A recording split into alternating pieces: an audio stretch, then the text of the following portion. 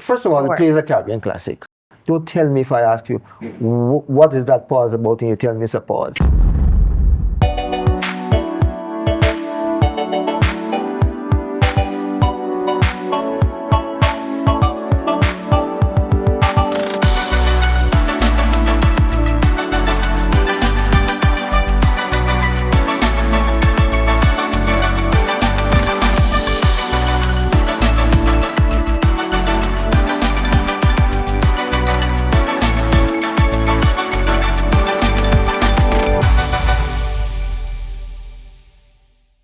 Eugene F. Williams' long and well-accomplished resume as theater practitioner showcases so many roles and responsibility from his early days as a performer in Guyana in the 70s to his 20-year run as dean or director of the School of Drama at the Edna Manley College for the Visual and Performing Arts, from which he retired only a few years ago.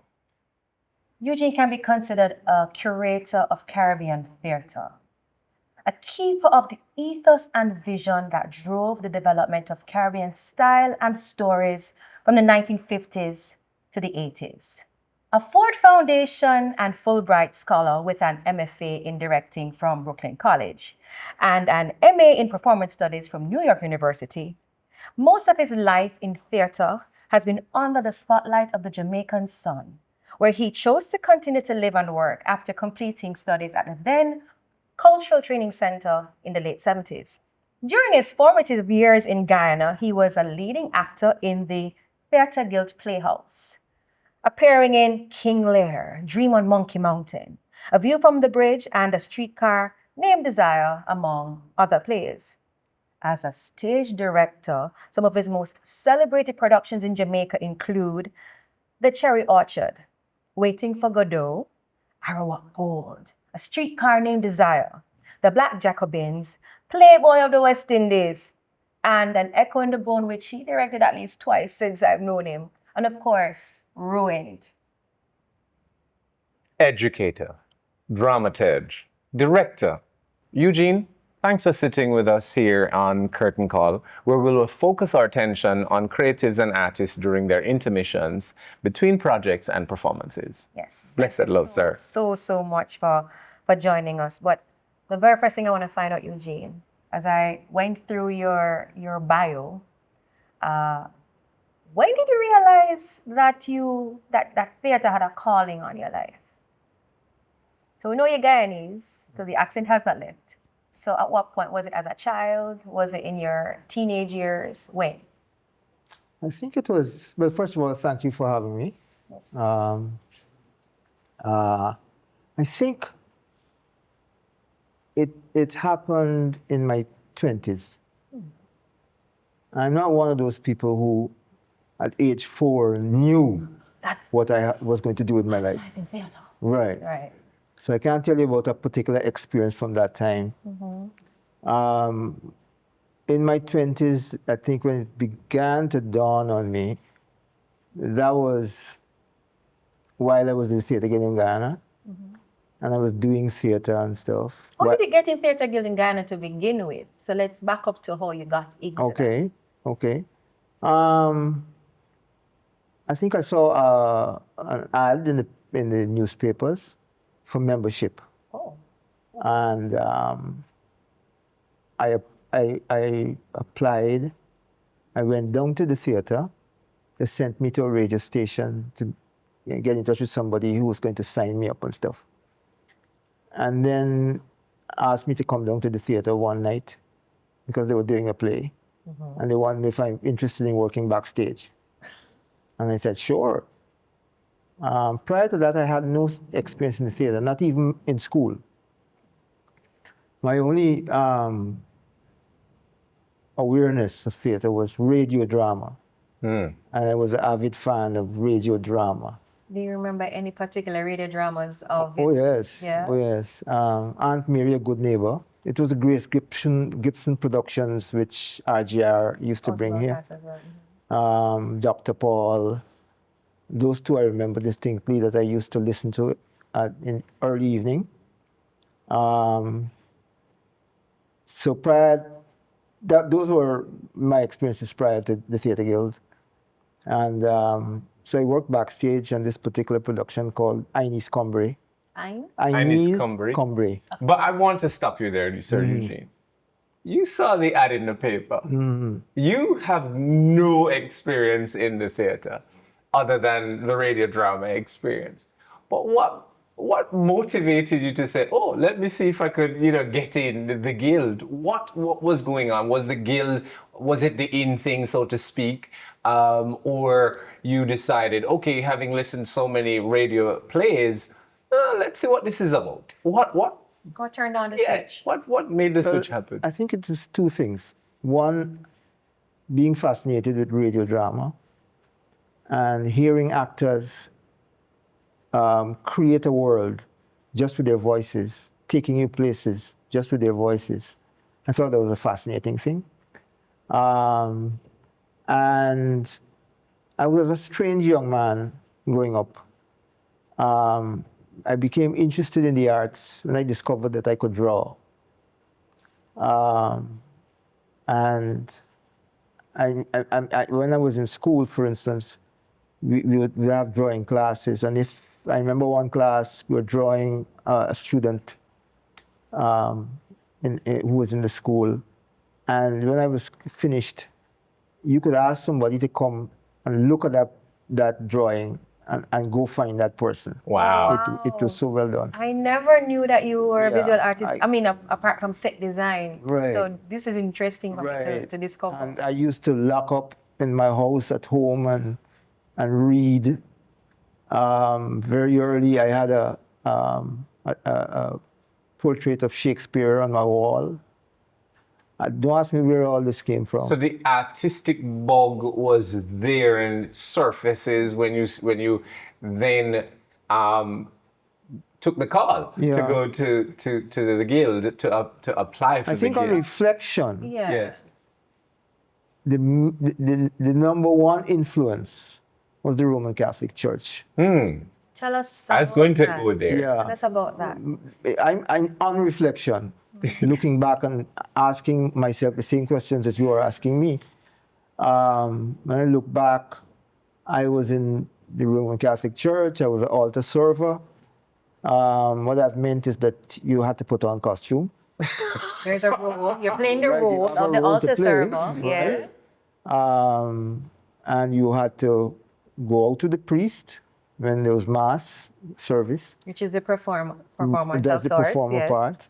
You had props to manipulate. You had things to say. Yes, because the Roman Catholic Church has set lines. I Yeah, wasn't raised exactly. Catholic, but I've And observed the things that you do Yes. to help the priest. Yes. You have an audience. Yes. And as a youngster, you enjoy that. There are, girls in the audience. Hold on. in the Second conversation. I know what you mean, Eugene. You were an altar boy because you wanted to impress the girls. This is me reflecting several years after that I must have been aware Yes. Of the of attention. the kind of attention. reverence of the role, Exactly, because it's a and you're special playing thing to a be role asked. and that kind of thing.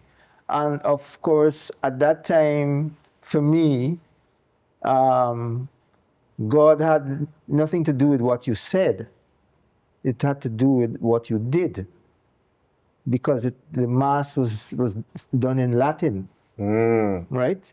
I mean, whereas we knew some of the words and what they meant, most of them we didn't. Was that a mysticism to it? Right, which was the whole. So God was about the wholeness. So the how you did things, how you said things, and so on and so The forth. technique. Yes, and there was technique to it. There was technique to it. So you were sent to the radio going back to station the theatre guild. to sign up to do if you wanted to do backstage with the crew. So tell us about that, the production. Well, the most memorable thing about that was that towards the end of the show, just before the last scene, I had a task to go on in the dark and place a chair in a particular position for the lead actress, because she would end the play by sitting in that chair, saying some lines, and the lights would go down, leaving a spot on her face. So I had a major task. Yes, yes. Then that you're in the wrong If you're in the wrong position. position. Yeah. And I often tell students about that because I said, I was anxiety ridden every night.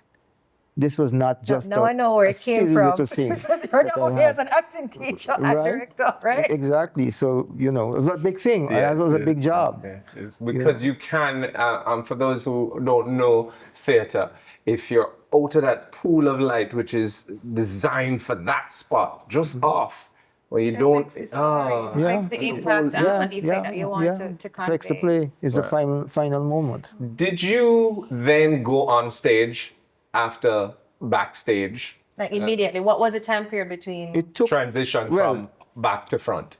I tell you, I'm often quite amazed at how anxious students are to get on stage. Because I was never anxious to get on stage. After I started to see what actors do, they were like gods to me.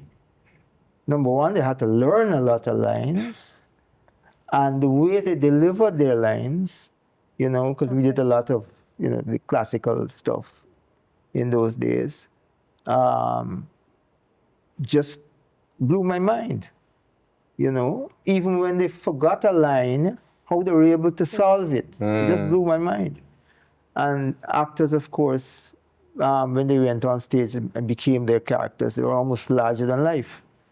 So I wasn't in a hurry. And my first part came maybe about 2 or 3 years after going to the theater in King Lear, where I played some little parts, servants and soldiers and so on, a couple of parts. And I had a few lines to say. And boy, could I get them right.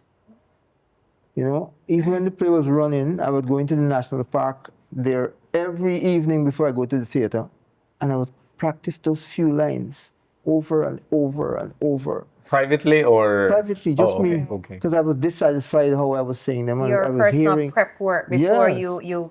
It's interesting to hear you say that because one of the stories I hear from your former classmates at the school of, then Culture Training Center like Blacker, is that you were the dawn of learning your lines. So to hear that your journey with conquering that by the time you got to Jamaica, because you had challenges, it's interesting, but that's not the word I'm looking for. But it's beautiful to hear as a former student of yours your process to mastery. And it also makes you normal. Well, yeah. Yeah, it makes you normal. Yeah. It makes you normal. Did you become a star in Guyana as a performer? After some time, and after getting over the nervousness of this thing called acting, there was a period of time of a couple of years when I was playing lead roles. That was just before coming to Jamaica. I played several lead roles. So you were, for parallel, you were perhaps the Glenn Campbell. Or the Oliver. Or the Oliver Sam. of Guyana. In some sort of way. I mean, those guys are much more popular than I was. Okay. But your name carries a homegrown. level of reputation after a while, basically. And what I was doing was not popular theater. Got you. Yeah. So, all right. What are some of your fondest memories about working in either education or theater training? Any of those? Because you were the dean/director of studies of School of Drama for a while, for 20 odd years. What are your fondest memories from that period? Because that's how we met you. We met you as Eugene. Director of studies. Well, Mr. Williams. It took me a while to start calling Eugene, even after I left. Met in Still call him sir. Yeah, met in that capacity, and you were in that role for a long time. A lot of students, as Jamaica say, pass through your hand. So what memories do you take from that period that you keep close to you? Most of the memories that I have are about moments of transformation in a student. You know, watching a student transform in a role, for instance, either in a classroom, an acting class, or in a production. My approach was one, and still is, that I would treat each student individually, give that student individual attention based on what I see their particular challenge is. Whether it's in production, getting a role, or in class, playing a role. One of my memories, my fondest memories, is working with Donald. Donald Iceman Anderson. Yes. Is it the Seven Guitars experience? No, it wasn't Seven Guitars. Okay. He was so talented, and still is, that I wanted to give him a play to do in which, with his body and his voice, he would take a role and become that role almost to the point where who he is disappears. And I gave him Rhinoceros, from the play Rhinoceros. I don't remember the name of the character. In production, what happens is that a lot of the characters in the play become rhinoceri, right? They're transformed. And when they transform, they put on costumed heads. The challenge for Donald was to transform without a costume. To physically give me a different kind of person, and vocally. And he did. And he was wonderful. And at that time, Lloyd Record was the external examiner. And Lloyd was blown away, right? And from there, Donald never looked back, you know. So I've had, that's one that stands out for you. For me.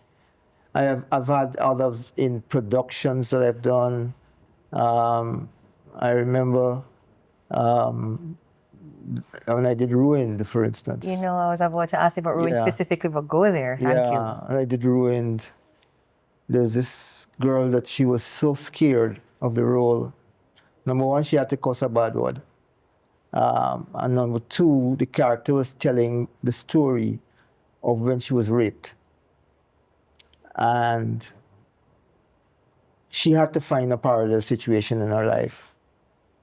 Not an exact situation, but a parallel situation in her life to work with. And the part was double cast. And she was not the better one, put it that way. And I was working with her, right, in extra rehearsals.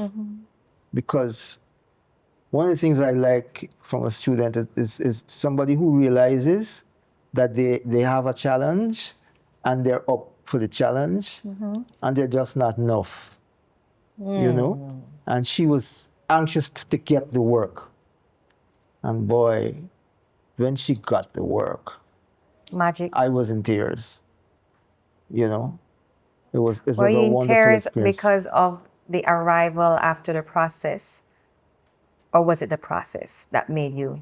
Her arrival. Okay. That becoming, that place of becoming, that moment of becoming, you know, when she really found it, when she committed and she was able to use whatever that parallel situation was as her elixir to get that part, you know. And in actual performance, she gave a really moving performance. I asked you the question about your fondest memories because I wanted to know how much of your approach as an acting teacher and a directing teacher is influenced by your own Guyana evolution process. What from then served you or serves you in in the roles that you took on as you moved away from performance as a performance actor? Well, there's a whole chunk of my life in Guyana. I don't know if you want me to go back there, but If you want to, if it answers the question, this is If it serves the question. this is your story. yeah, Of in course. terms of where what I've done is coming from, what has facilitated that.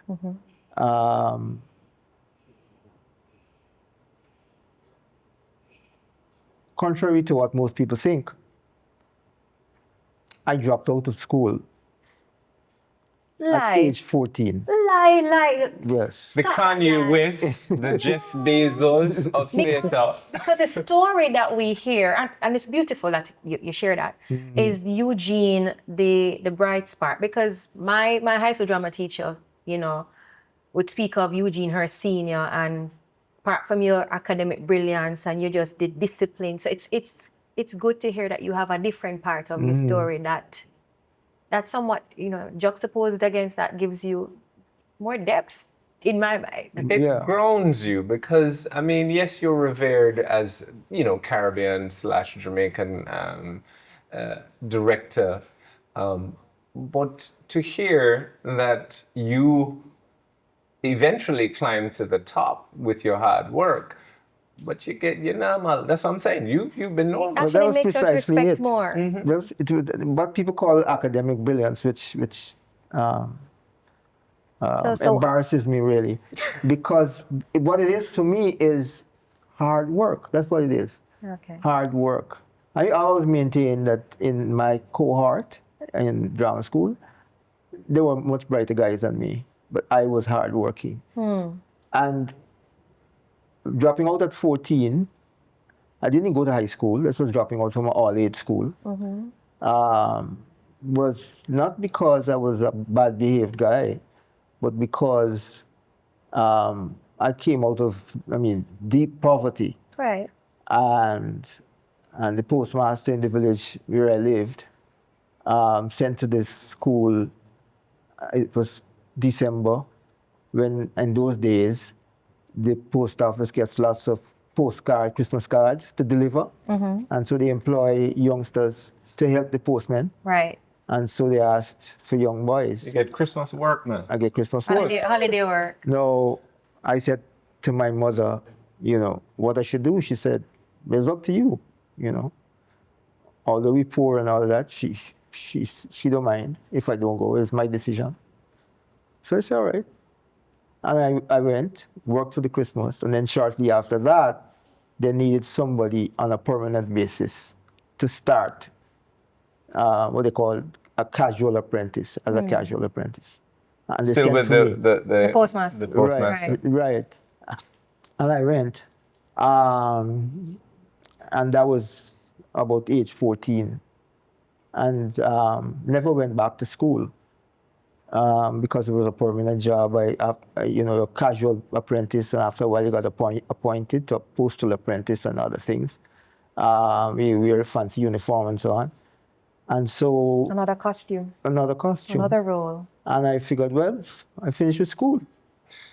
Well, because you're going to school to get a job. Right. And you get the job already. Exactly. There's no need for the school. Right, and, Yes. and you have uniform, Right. and you have fancy brass buttons, and your shoes bulbed, and you have a cork hat and all that. And there's a certain level of respect that people have. Exactly. Right. Men in uniform. Yes, Wow. Wow. So I never thought of school after that until a teacher at the school who taught me, and she was very important in my life. She stopped me one What's day. her name? Mrs. Olga Cruikshank. Okay. And she said, boy, you were studying for CP. This is a College of Preceptors exam, Okay. University of London, when I left the school. Aren't you going to take some subjects? And I said, well, how am I going to do that? I don't have no time to study. I go home at 7 o'clock in the night. I have to get there for 7 in the morning. And I have a job. She said, no, man, you must take some subjects. I said, but and she was nagging me. So eventually, just before the exam came up, in fact, 2 weeks before, I asked the postmaster for leave. And I stayed home in those 2 weeks and I studied.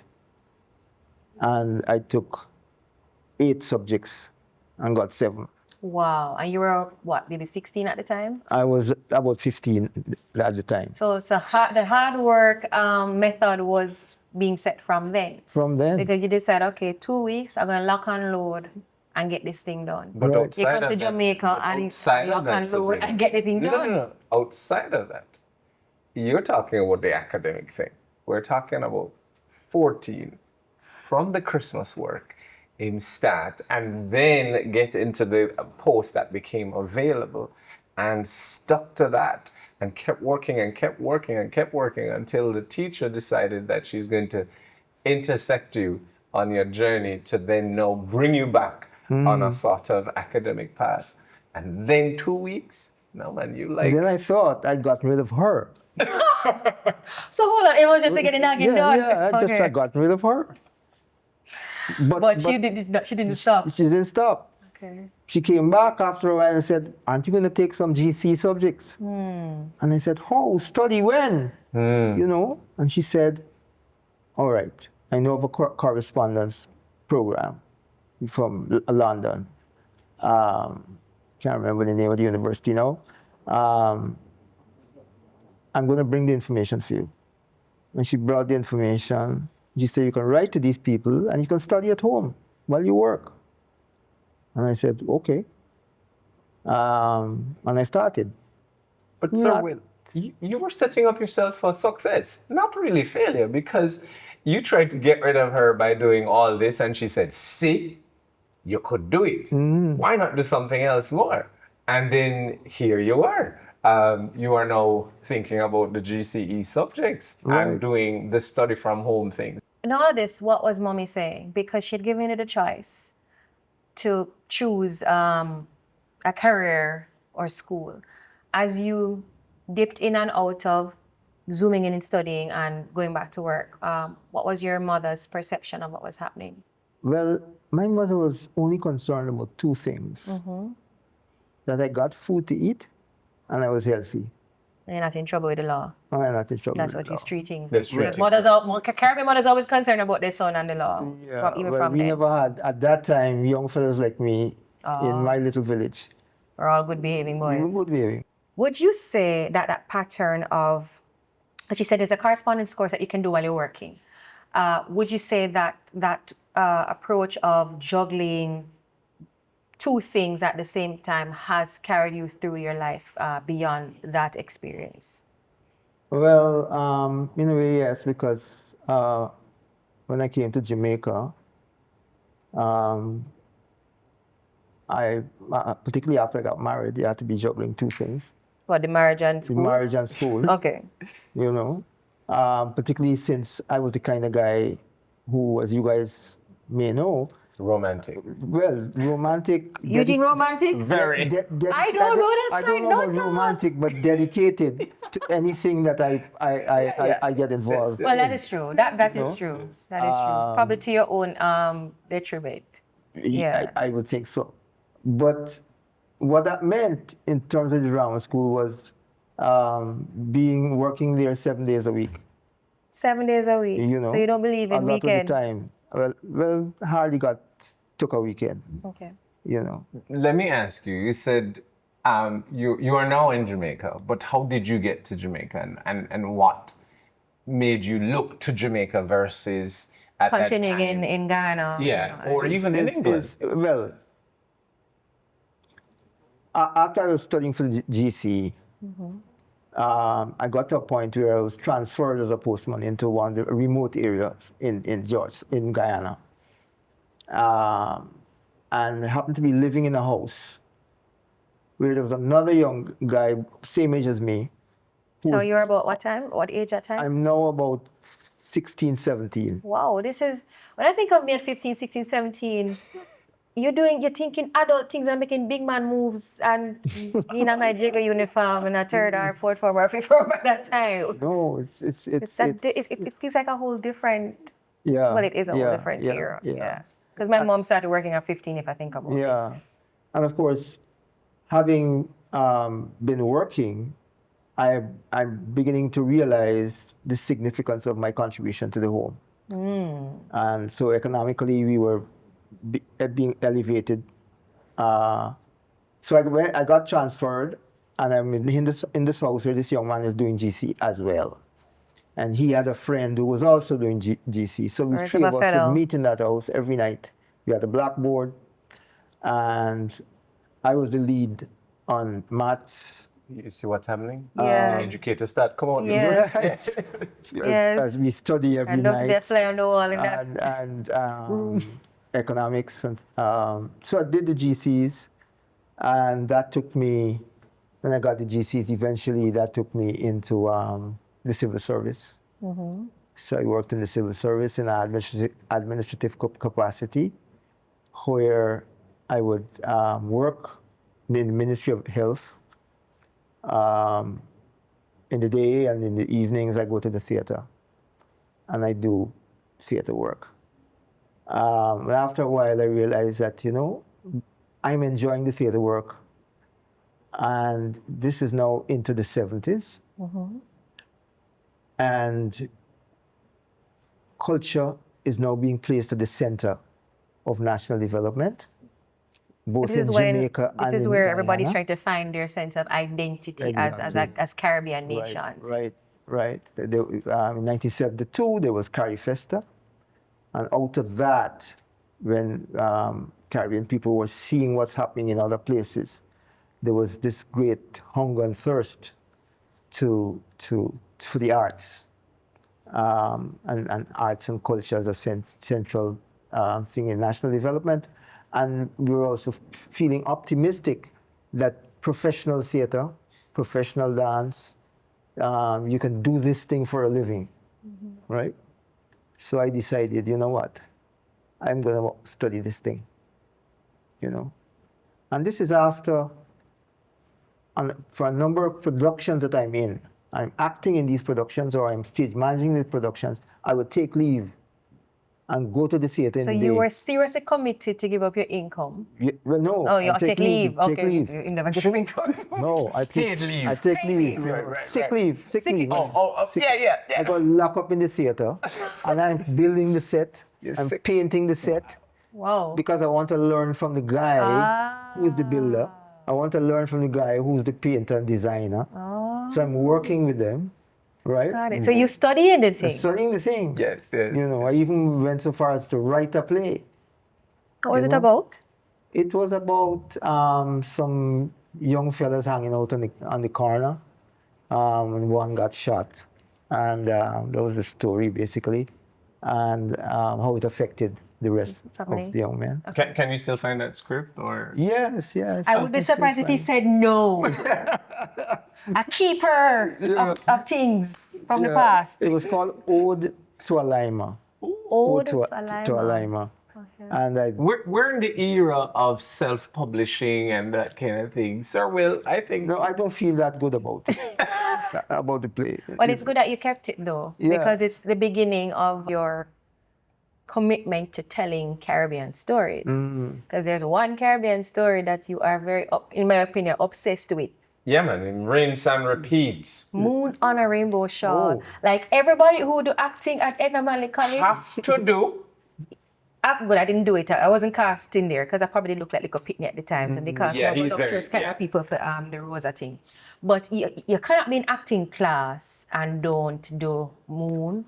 And I've seen you do workshops and Moon on a Rainbow Shawl. What is the reason why you are obsessed with this Moon on a Rainbow Shawl? Errol Johns. You're going to tell us about that. But also, Sabrina, I think it sometimes feel like a punishment for some of the students that him put in a Moon and a Rainbow Shawl. I'm talking from experience, Ephraim. I must tell you before I go to the answer that you want, or the answer that I will give. There's a certain friend of yours. Monique? Called Natasha Griffith. Yes. She did Moon too? When you ask me about my memories, yes, it's Natasha in my class playing Rosa. And what was that one of the best interpretations like? I've seen. Right? I'd love to see her perform that. She was absolutely wonderful. I would love Natasha. to see her perform that. That's Natasha Griffiths, right? Natasha Yeah, Griffiths. right. Natasha L. Griffiths, right? You can't believe it? No, I'm just marking it. And I know that because Eugene have a particular scene that in love. Tell your old man that scene. Yes, trap. Trap. Well, let me tell you all about the that. play. To Yeah, go back to yeah. your So question. yes, so why that play has come up so much in your Because first of all, the work. play is a Caribbean classic. It is. I use it for directing, playwriting, acting. Because I talk about it as a play in which you cannot remove a single comma or full stop. All of them are meaningful. Every pause is significant. And don't tell me if I'm working with you as a student or as an actor in the production, don't tell me if I ask you, what is that pause about? And you tell me it's a pause. Can I tell you something? There are two lecturers, teachers, what do you want to call it, who have affected how I either interpret and portray words as an actor or write it. And it's you and Mervyn Morris. Because the same thing you tell me in acting class. Don't waste the words. And every single punctuation mark is there for a reason. So even as I write in different formats, I remember that. And then for Mervyn, it's, if it's not necessary, don't put it in. So it is true. It's not just punctuation mark. It's meant to tell a story in a particular way. Particularly if it's a well-written play. If it's a well-written play. And Moon is a classic. And it's a Caribbean play. And it's good for training students on in those various subjects that I've spoken about. But you see a good playwright at work, right? You have characters that are wonderful several characters, wonderful to play. And as a director, you can learn a lot from just doing Moon, you know? So. Did you ever play Ephraim? Yes, not Ephraim. I played in Moon at the Theatre Guild in Guyana. I played the cricketer. Oh. Yeah, Yes, I know. One of the lovers, boy. Cricketer and the policeman. Yes, I think I played the policeman. yes. My sister played in the same production. Hold on, your sister was in did. theater too? Yes. All right, so stick up here now. let's take a detour into family life. So we know about mommy giving you autonomy to make a decision, but now you're telling me that your family was also having other artistic expressions from within the family. Your sister, is there anybody else that? No, it was just really just the two of us. Did you enter at the same time, or did she follow you? Or? Well, it was Moon actually. I was in Moon, and she had never done theater. Okay. And I can't recall if the actress playing Esther dropped out or they couldn't find an actor. But I know they were looking for one. And my sister, like Natasha, is very petite. And Petite but packs a punch. yes. And she was an adult at the time, but she's so petite that she was just right. So she got the part. Oh. Does she still do theater at all? She did a couple of roles since I've been in Jamaica, but at the moment I think she has retired. Okay. Okay. All right. Was your family proud of you as a theater man, both then in Guyana and in Jamaica here? My mother was. Doesn't mean that she showed it openly. They never really did from that generation. Yeah. What she was. What made you know that she was proud though? Well, the way she would, the fact that she gave you the freedom to do it, and she would ask questions, you know. But strange enough, neither me or my sister ever made it a thing about families. Like we were doing this thing in the night off somewhere, you know. But we never made a big thing about it, you know. So you came to Jamaica, did school of drama, did hard work, as you mentioned, excelled. You studied under the greats, such as Dennis Scott, who I know you've, in my opinion, have spent a lot of time making sure that his contribution doesn't go unnoticed or his style doesn't go forgotten. When did you decide that, okay, I want to become an administrator? I want to help to run things, to shape things. So, actor, want to learn the whole stagecraft, come learn the stagecraft, but now getting into what I'm going to call leadership roles as director and then as administrator. Well, the truth is, I never decided. Oh, It was thrusted onto me. and you never run from it. No, I never run to it. Why? Well, first of all, I graduated in 1981, I think. And That's okay. That was when I was born. I had my plans returning to Ghana,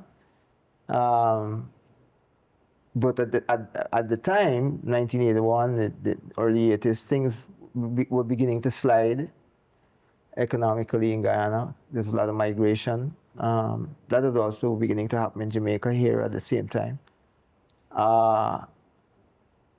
And somewhere in the summer, before I was, I'd packed my bags, Royal Gibbons, who was a lecturer at the school at the time, Tom Cross, they came up to me in the school. They called me and said, let's go down to the design room. And we went down to the design room, and they put chairs around me in a circle, and they say, you can't go home. You? Yeah, say, you can't go home. Trap! Yeah, literally. They want me to start teaching at the school. Well, no, they want me to join the company, graduate theatre company. Oh, okay, GTC. To start the company, actually, to be a founding member for the company. And I said, okay, I'll do a year's contract, and I'll go. And after that year, I think I might have stayed for 2. That is when they actually put trap to me in the design room and said, we'd like you to start teaching at the school. And what did they ask you to start teaching, first of all? Directing. Directing. Oh, Right. Why? Did you do, okay. Well, I had directed the first production of the Graduate Theatre Company, Which was? the Black Jacobins. Okay. And I directed my final production for school was Couvade, and I'd done some other work. So I was beginning to shine as a director. And then Scott was about to leave the school, I think. And so there's movement. Transition. Yeah, transition time. So I said, yes, I'll teach, see where that takes me. And then there came a Because you time. had blackboard experience from that room with the GCE preparation anyway. Teaching. Well, I guess it was a natural sort of continuation. And I was apprehensive because I wasn't too sure what I had learned. Okay. I didn't know sufficiently what I know. I wasn't sufficiently aware.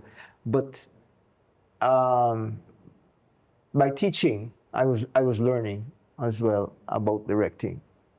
And before you know it, I was pretty confident at it, and I had developed a system of my own. To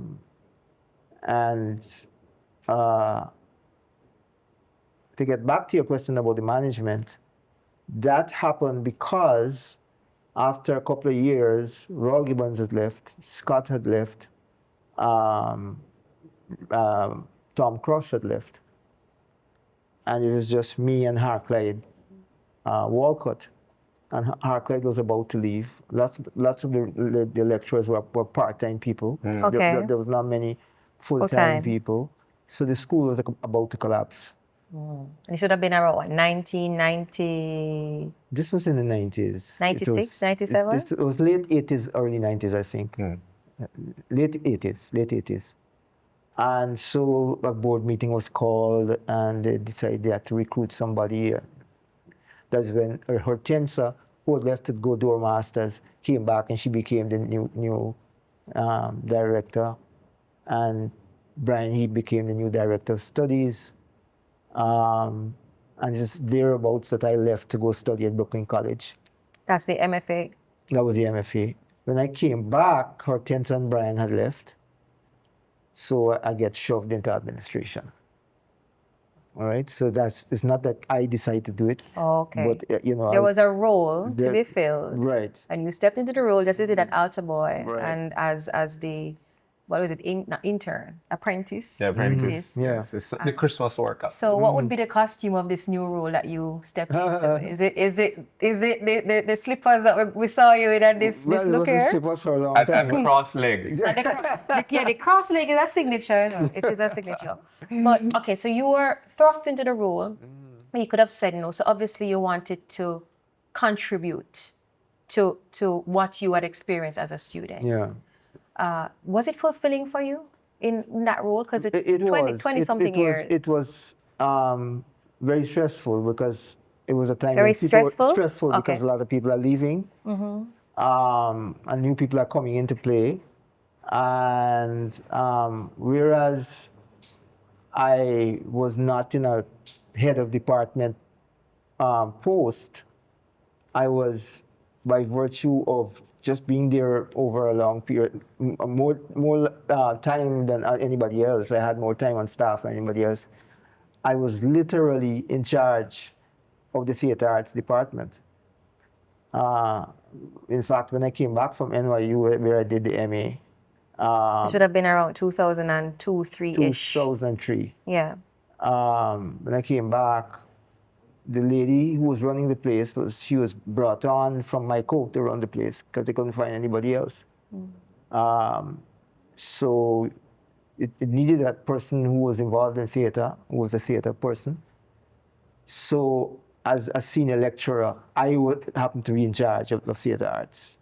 And eventually, when more people left, I moved up to the role of director of the school. And so I got into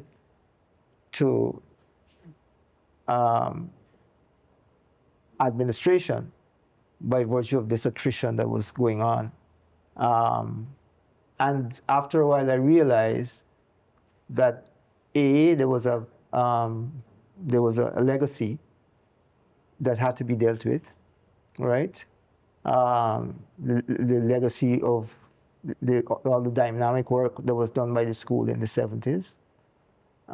When Scott was there and Tom was there and Raul was there. So there was that legacy to continue. There was a lot of archiving that had to be done.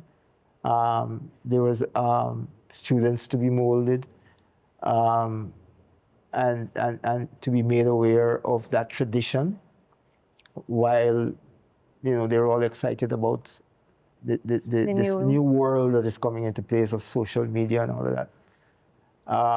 And a different kind of focus, not so much Caribbean as used to be the focus then, but the rest of the world, which was the time that you guys came. So I was a kind of a link.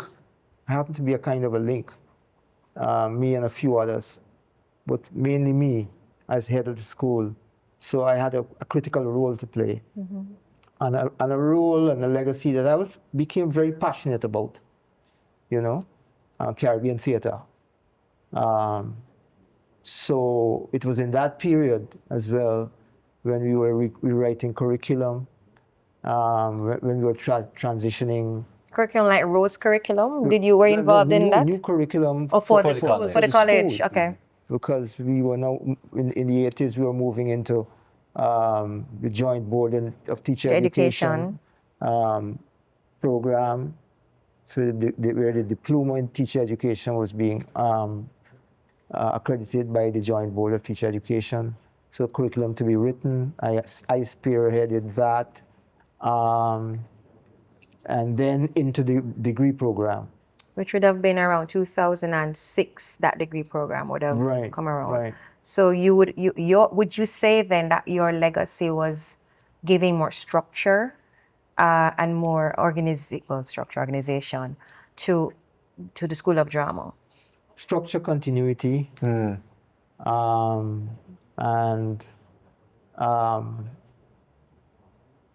helping to put in place infrastructure. Okay. Things like, we need more studios. Yeah, but when I was there, it was just the one studio, and then I know right. there's a big one around the corner. So I was, central to the whole plant development of the place. Things like, that additional studio, even Studio 3 coming into being, which is the dressing room being used as a studio as well. Yes. For the first time, we got an actual dressing room. Yeah, because we we never never had had a a dressing room before, right? a different corner. And a workshop. The lighting booth expanded. So the physical plant, curriculum, infrastructure, and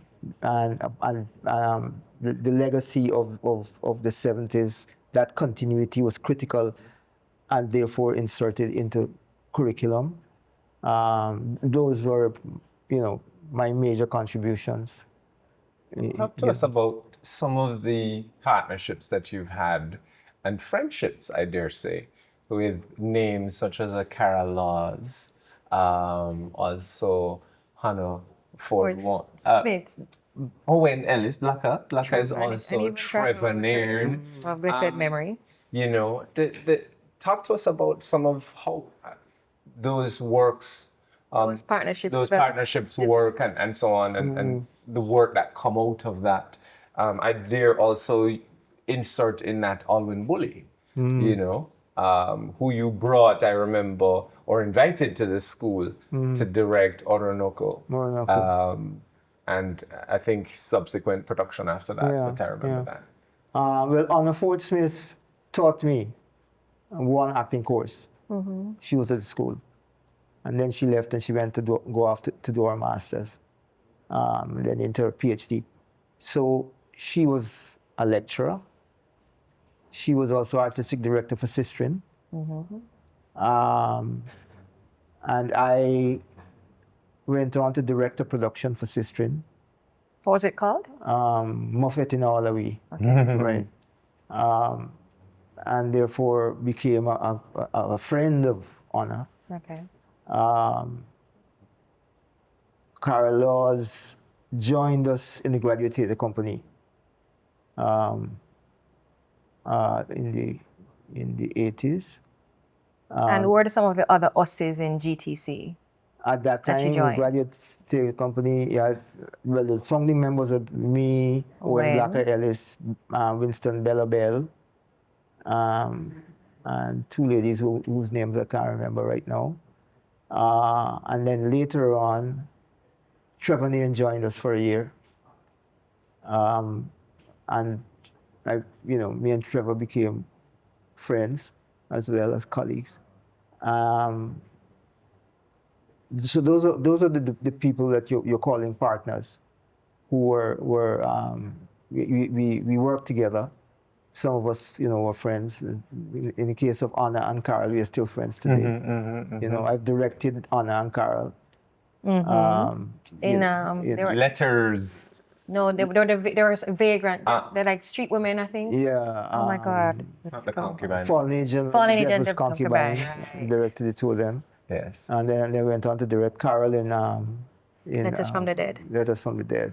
So, you seem like your life has been a lot about hard work. Hard work from post office to Edna to everything else. Do you have fun?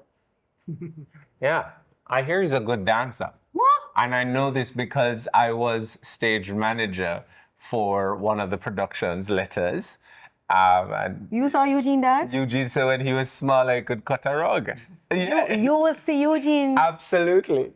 Eugene. That'd be a big money for that. Outside of it. So he and I don't want to take it over, but dancer and exercise enthusiast. What I remember is just the exercise. Eugene had this singing acting class, and I won't get to find it, where in getting us to center, you had this hip thing that him do from side to side, and then we had to do a 360 jump and land.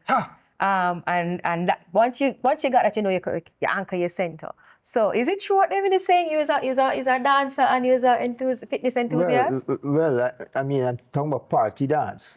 Okay. If you're talking about party dance Okay. and not creative dance. I know. Party Take dance, it for party fun, basically. That's what it is. Well, I used to do a lot of party dance in my youth. Yeah. But what about now? Jamaica mashed that up. Oh, When I came, that tradition that I knew, you go to a party and it's full of girls and on one side. second time you're full of girls. You know? He didn't fight up for the girl. I think we want to do a full of girls interview with the girls one. Between the hard work and the groupings that I found myself in, my peers in school, that just disappeared. There was not the thing to do. And a lot of the dancing to Kaiso at the time, things have changed quite a bit in Jamaica. When I came and I was in school at Cultural Training Center, if you have a party at Cultural Training Center and it have 2 Kaiso, it have plenty. Oh. It was not popular. Oh, it definitely changed now because there's a Definitely greater changed. appreciation Definitely for and the kind of Eastern Caribbean freedom music. that, costume balls, and you dress up in all kind of things, put on your mother dress and a handbag. Glam up and yes, and you have all on kind our of heels fun. and things. Yes, in fact, that was tried by some of the guys from the Eastern Caribbean one year, when the Jamaican students nearly mashed up the party. Oh my gosh. So, Okay, so the party dancing in, but what does Eugene do now for fun or to relax? I read. I was about to tell you that. Let me not do that because I find reading to be relaxing myself. So let me not look so much. And, I feel like work when you say it though. Go watch a movie, go watch a play. Oh, yes. What's your favorite genre of movie or play to watch? Well, I don't see much movies nowadays, and it's of course Because of COVID. and all that. So I'm left to stream to Netflix. And chill. Yeah, I'm left to Netflix. But I like a good serious drama piece. What's the best? What's the most in recent times that you've watched that you've enjoyed on Netflix or anywhere? You're gonna play havoc with my memory now. All right, moving on. So you like to read, you like to enjoy storytelling, whether it's on stage or in cinema. What inspires or who inspires you? What keeps you going? Yeah. Well, my daughter is a major source of. Which of your daughters? Because I know you have 2. My daughter in Jamaica. Okay. Janelle. Okay. Major source of inspiration and joy in my life. She's my teacher. What has she taught you most recently? Boy. Dirt? I'm not saying about dirt. But on a serious note, what has she taught you recently? What she's taught me? She's taught me to relax, and why that is important. Because relaxing is not something that that I know about. Yes. I don't. I mean, things like taking a nap in the day, I've never done that in my life. Good job, Janelle. And they all worked for turning a man around. Yeah. Goes to EUGENE Williams. Yes. But yeah, she's looking after my health. Because she's Dr. Williams, actually. Yeah.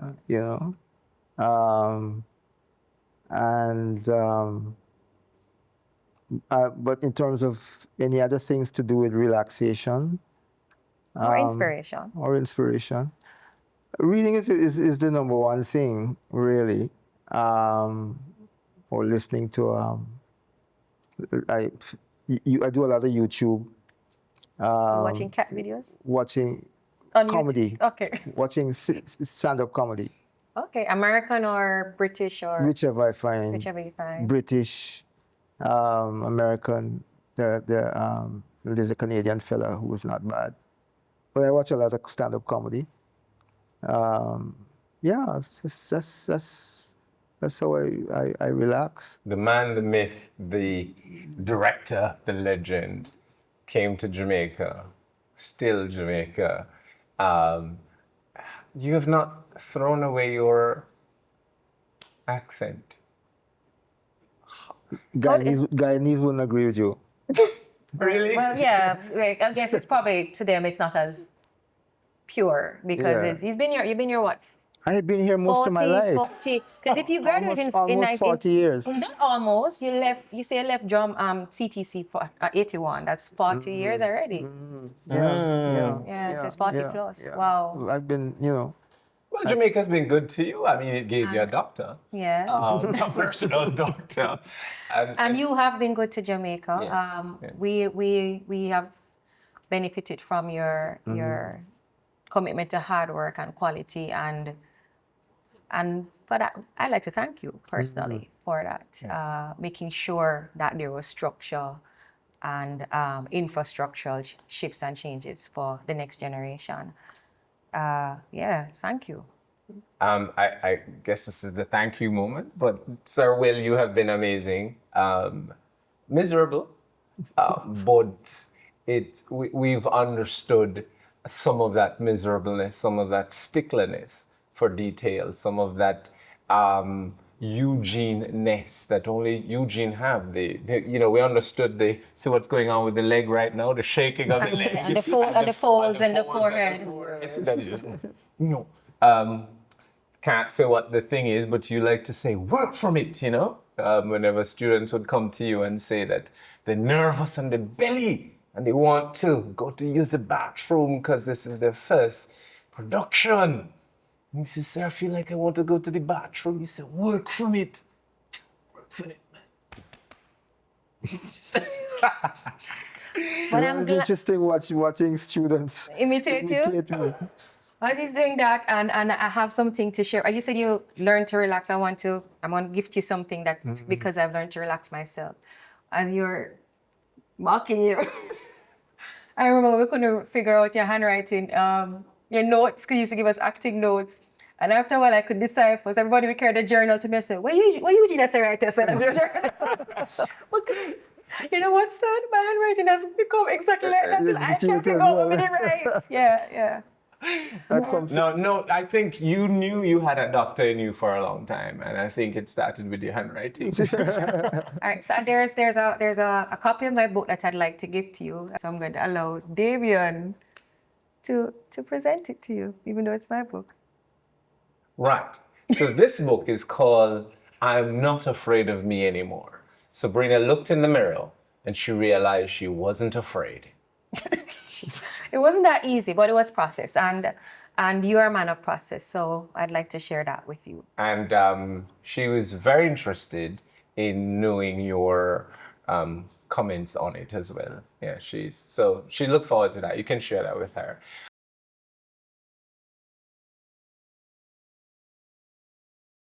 In theatre, we believe in a thing called magic.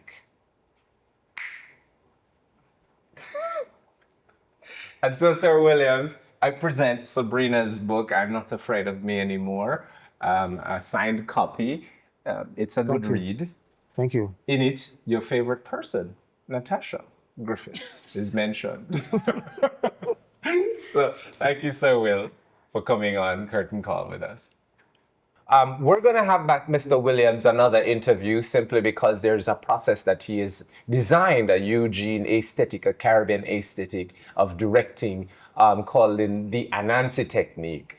And we would like to get into that. I mean, I have worked with him in England on some of that. But we're going to have back Eugene on Curtain Call for him to discuss Anansi technique. And probably display. And display that, because he has a little dance, syncopation. And one other thing that we haven't touched on that we could do is, I haven't spoken of my contribution and influence from Jamaican theatre.